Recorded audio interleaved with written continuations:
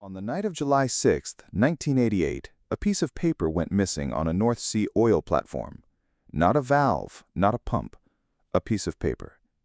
22 minutes later, that missing piece of paper helped kill 167 men in the worst offshore disaster the world has ever seen. This is Piper Alpha, and this is the permit-to-work failure that should have changed everything before it ever happened. Piper Alpha sat 120 miles off the coast of Aberdeen, Scotland, producing about 10% of the North Sea's oil and gas. It had been running since 1976, first as an oil platform, later converted to also process gas. That conversion mattered more than almost anyone on board understood.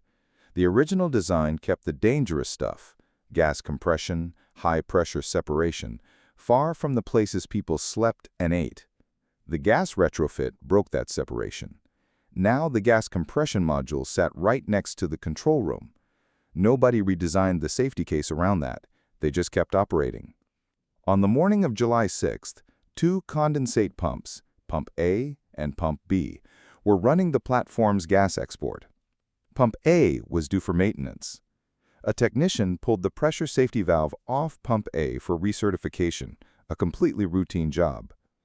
With the valve out, the open pipe was sealed with a blind flange, a metal disc, hand-tightened, never meant to hold pressure for long.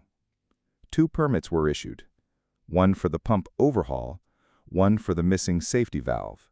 That second permit, the one that mattered most, was filled out and then it disappeared. Filed in the wrong office, under the wrong category, separate from where the actual equipment status lived. At 6 p.m., the day shift ended without finishing the valve job. The permit for that unfinished work was supposed to physically travel with the information about Pump A's condition. It didn't make it to the night shift in any usable form. At 9:45 p.m., Pump B, the one actually running, tripped and shut down. Now the platform had a real problem.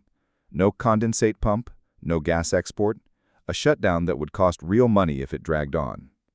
The night crew needed a fix, fast. They looked for a backup. Pump A was sitting right there. Nobody in the control room could find a permit telling them not to touch it. The paperwork that said, "This pump has no pressure safety valve, do not start," was in a drawer in a different building on the platform, filed by trade instead of equipment. No single source of truth, no status board, just paper, scattered across two systems that were supposed to be one. At 9:55 p.m., they started Pump A. High-pressure gas condensate blew straight through that hand-tightened blind flange. Within minutes, a vapor cloud found an ignition source. At 10 p.m., the first explosion tore through the platform and destroyed the control room in seconds, the one place built to run the emergency response. Communications went down with it. What followed was not one disaster, it was a chain of 5. At 10:20, a gas line from the neighboring Tartan platform ruptured and fed the fire. At 10:50, another line from the Total platform blew, killing a rescue crew that had just pulled 6 men from the water. At 11:20, a third line from Claymore ruptured.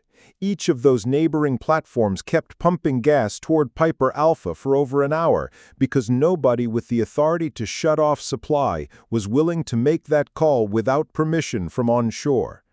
The firewalls on Piper Alpha were built to survive fire. They were never built to survive explosions, and the first blast knocked them straight down, letting flames spread between modules that were supposed to be isolated from each other. The platform's automatic firefighting system, the deluge system that could have cooled the structure and slowed the gas line failures, had been switched to manual months earlier because divers were working nearby and management didn't want the pumps to start automatically while people were in the water. Nobody switched it back. Not a single drop of water from that system ever hit the fire. 62 men were on shift. 164 were off duty, most of them in the accommodation block, the one place they'd been trained to treat as a safe refuge. It was fireproofed. It was never designed to be smoke-proof. As the fires grew, toxic smoke worked its way in through doors and gaps, and 81 men waited there for an evacuation order that never came because the chain of command that was supposed to give that order had died in the first explosion, with no clear backup plan. At 11:50, the entire accommodation module slid into the sea. 61 men survived. Most of them made that choice on their own, without instruction, by climbing down whatever they could reach and jumping into a burning sea from platforms over 100 feet high. Lord Cullen's public inquiry ran for 2 years and produced 106 recommendations. His conclusion wasn't that this was a freak accident. His word was foreseeable. The permit-to-work system, in his words, was being operated in a casual and unsafe manner. Not broken on paper, broken in practice, because nobody enforced what was written down. Here's what this looks like from a JSA seat, because I've run these systems on live platforms. A permit-to-work system only works if there is one current status per piece of equipment, visible to everyone who could touch it, updated the moment something changes. Piper Alpha had 2 separate filing systems for one pump. That's not a paperwork problem. That's a hazard that was designed into the process before anyone ever picked up a wrench. Second, a suspended permit at shift change needs a verbal handover, not just a form in a drawer. The engineer who removed that valve left the permit on a desk instead of briefing the incoming custodian directly. Every JSA worth the name should force a live handover on anything safety critical, not a hope that someone finds the paper.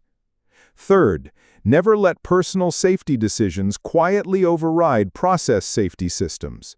Switching that deluge system to manual to protect divers was a reasonable call in isolation. Nobody reassessed the platform-wide risk once the divers were out of the water.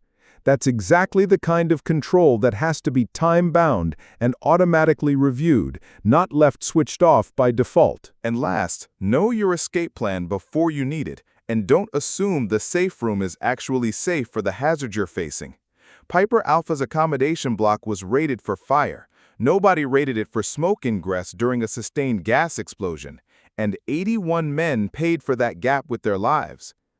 Piper Alpha didn't happen because the men on that platform were careless. It happened because the systems meant to catch a single missing permit had no redundancy, no single source of truth, and no one empowered to stop production the moment something looked wrong. That is exactly what a real job safety analysis is built to catch before the wrench ever turns. If you run maintenance, shift changes, or permit to work on any site, offshore, onshore, refinery floor, doesn't matter. I've built out JSA templates from 30 years running these programs on live platforms. Links in the description. Learn this stuff before it costs you what it costs these men.